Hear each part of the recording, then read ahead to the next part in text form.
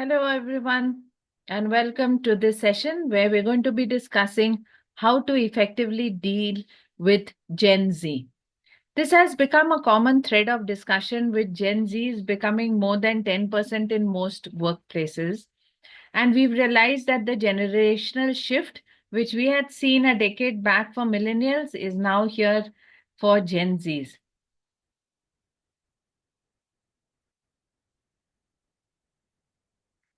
I do hope if you like the content we create, you will subscribe to our channel and you will also reach out to me and we can get connected on LinkedIn. So let's look at how the workforce looks today.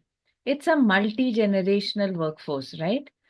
We have a multi-generational workforce and the Gen Zs are becoming more than 10% of the workforce right at the bottom of that pyramid. So we are going to see their presence in junior management increase.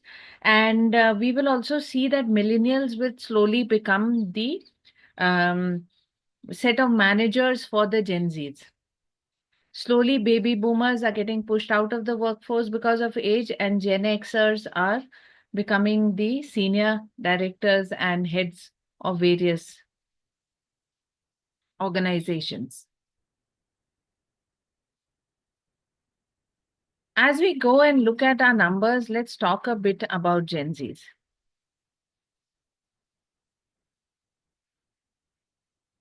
What is the difference? Like all of us were young, right?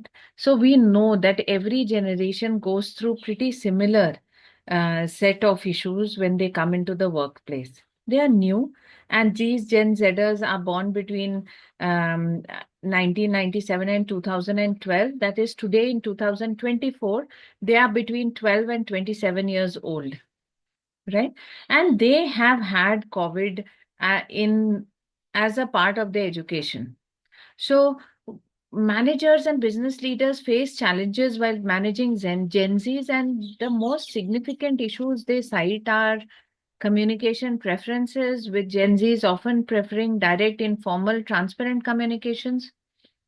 Okay. Technological skill gaps. So though Gen Zs are great with technology, they really don't know the technology is required for the workplace, like emails or Teams. Workplace etiquette, where the pandemic has impacted the Gen Z's understanding of in-person workplace behaviors and non-verbal cues. They need more guidance, more mentoring to navigate traditional workplace norms.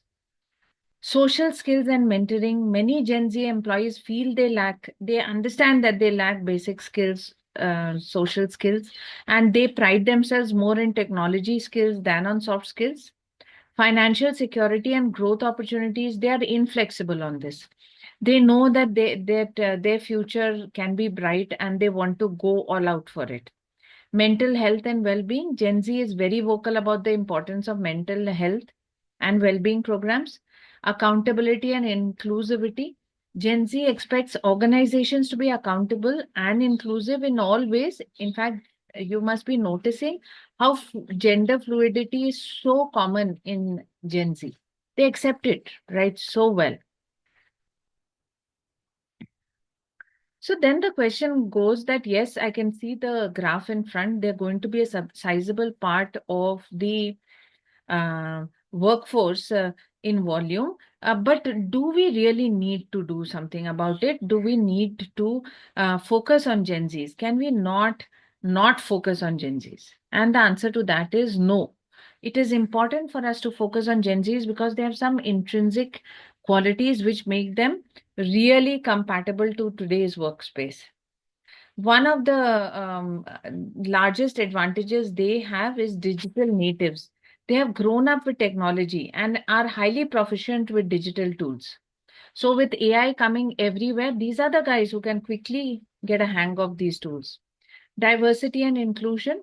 Gen Z is the most diverse generation. It is the place where women are, even in STEM, more than 34 to 40% of the students. Okay. So, yes, this is a great generation that way. Innovation and creativity, they are very willing to take on challenges and change. Social and environmental awareness, they are deeply concerned about social and environmental issues, and they are also highly adaptable. They are resilient also. They've seen COVID. Collaboration and teamwork. Gen Z values collaboration and it is very happy to work in teams, right? That might come as a surprise to you, but that's the truth. So, what are we really talking about? When we look at Gen Zs, we are talking about people who have their first jobs. They could be first time managers. They have a huge confidence in online social digital networks and they are technology natives, but they understand that they may not have skills which are workplace compatible. Okay. So, this is the Gen Z that we are talking about. Who will their managers be? I think you would understand this very well that the millennials are going to be the managers for the Gen Z. And there are some differences between them. The overall focuses are pretty similar, but the Gen Zs are actually more collaborative and less competitive than the millennials.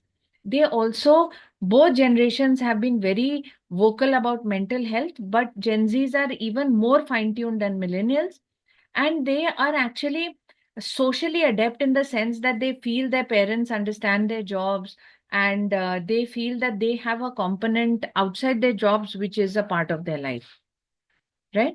So these are the factors where Gen Zs and millennials will need to do some adjusting. Gen Zs to the managers who will be the millennials and millennials to their subordinates and first time sometimes workers who are going to be Gen Zs. So, if we were to summarize this is what it means that in personal values, millennials were more focused on here and now. They were optimists waiting to be discovered. But Gen Zs are pretty realistic, okay? They're ready to work for success and they're very future focused, especially when it comes to technology.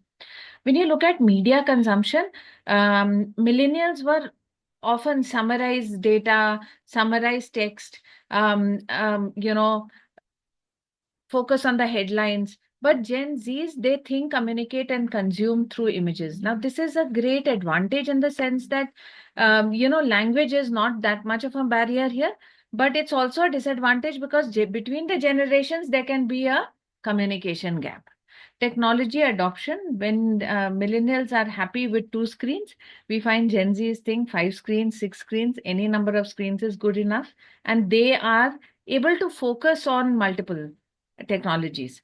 But what is also important is that Gen Zs are actually creators and collaborators, while millennials were more curators and sharers, right? So what we're saying, there is some difference in the way both of them approach life, and this will need adjustment on both the paths. So millennials will be the managers for the Gen Zs, and they both will need to adjust to each other. I do hope you like the content and you will subscribe to the channel as well as connect with me on LinkedIn.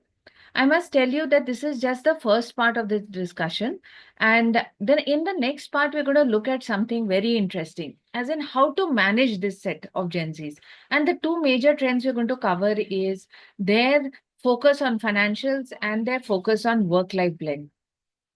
Yes, you heard it right. Not work-life balance. It's work-life blend for them. So till the next time, I'll see you. Bye.